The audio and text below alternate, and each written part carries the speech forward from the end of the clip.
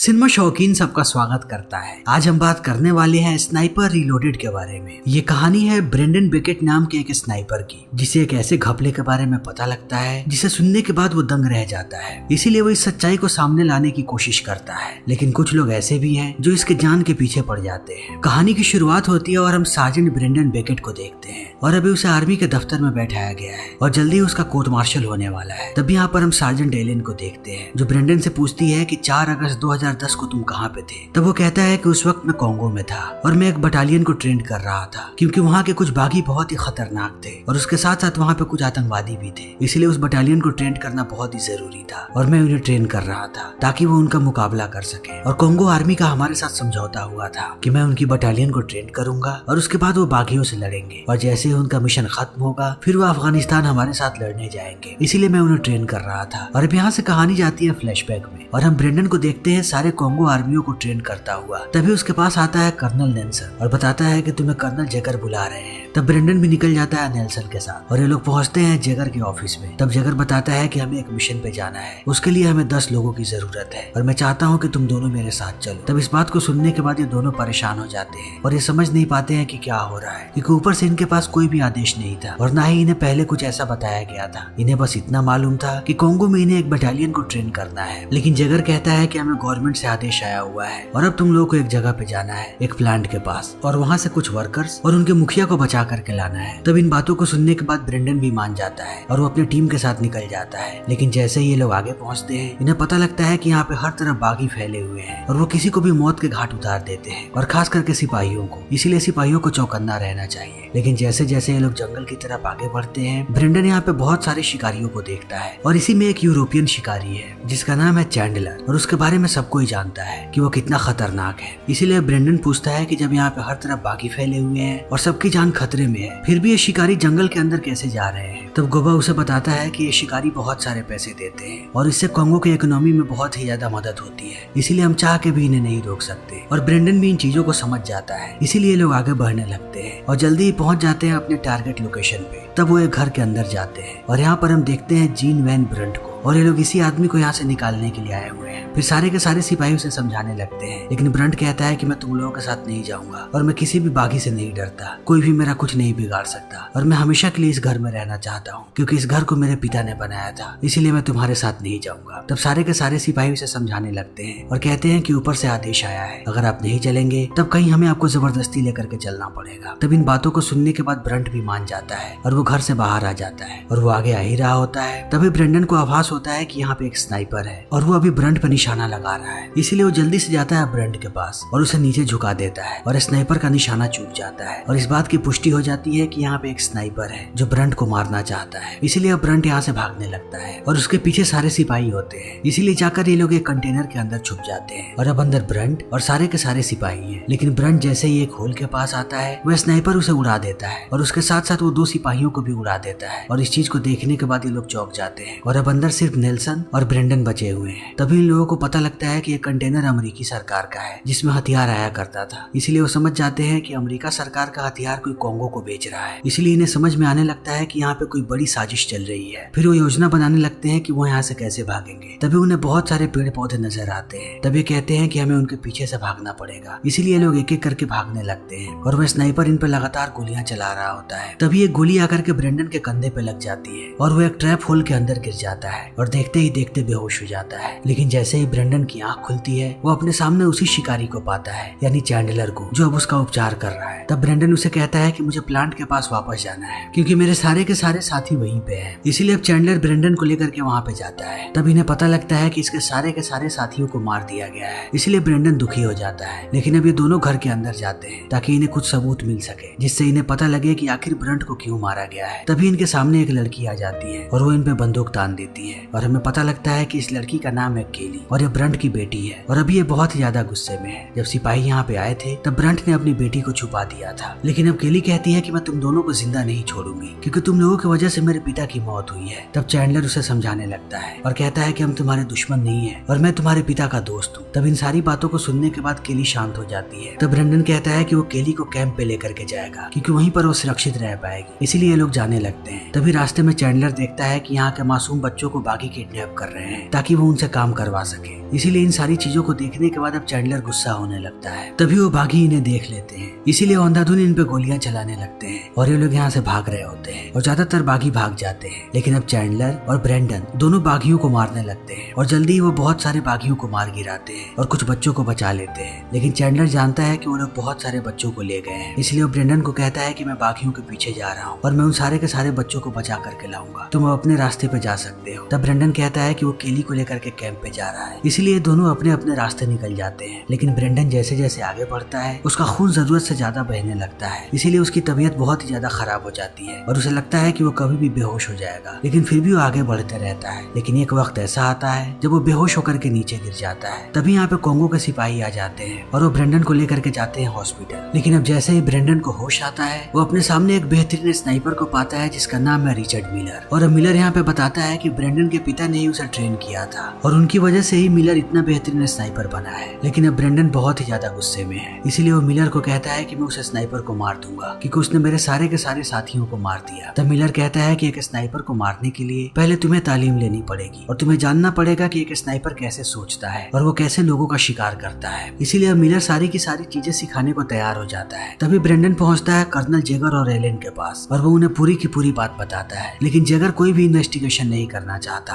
और वो नहीं चाहता कि कोई भी ऐसे स्नाइपर के पीछे जाए। तब इस बात को सुनने के बाद ब्रेंडन पागल होने लगता है और वो समझ नहीं पाता है कि ये क्या हो रहा है। इसीलिए वो कहता है कि हमारे साथियों को अमेरिकी हथियारों से मारा गया है, यानी कि हमारे हथियारों से ही। इसीलिए हमें इस बात का पता लगाना चाहिए कि हमारे हथियार उनके पास गए तो गए कैसे। लेकिन जगर कहता है कि हमारे पास बिल्कुल भी इतना रिसोर्स नहीं है कि हम इस बात पे इन्वेस्टिगेशन कर सके। तब ब्रेंडन कहता है कि मैं अकेला ही जाऊंगा उसे पकड़ने के लिए और मैं इस गुत्थी को सुलझा के रहूंगा। इसीलिए अब ब्रेंडन करीब जाने लगता है एलेन के ताकि उसे और भी जानकारियां पता लग सके। लेकिन एलेन बताती है कि उसे ज्यादा कुछ भी नहीं पता, वो इतना जानती है कि इनके पास बिल्कुल भी रिसोर्सेस नहीं है, इसीलिए कोई भी एक्स्ट्रा काम नहीं कर सकते। लेकिन बातों ही बातों में एलेन उसे हिंट देती है और उसे बताती है कि ये काम सिर्फ बागियों का नहीं है। इसीलिए ब्रेंडन समझ जाता है कि कोई बहुत ही बड़ी साजिश हो रही है, इसलिए वो निकल जाता है सबको पकड़ने के लिए। तभी रास्ते में उसे मिलर मिलता है और कहता है कि तुम्हें अपने आप को और भी ज्यादा तैयार करने की जरूरत है, तभी तुम इसे स्नाइपर तक पहुंच सकोगे। लेकिन ब्रेंडन कहता है कि मेरे पास बिल्कुल भी वक्त नहीं है, इसीलिए मैं उसके पीछे जा रहा हूँ। और जल्दी ही ब्रेंडन पहुंचता है चैंडलर के पास और कहता है कि मैं तुम्हारी मदद करूंगा सारे के सारे बागियों को मारने में ताकि तुम उन बच्चों को बचा सको। लेकिन मेरी भी एक शर्त है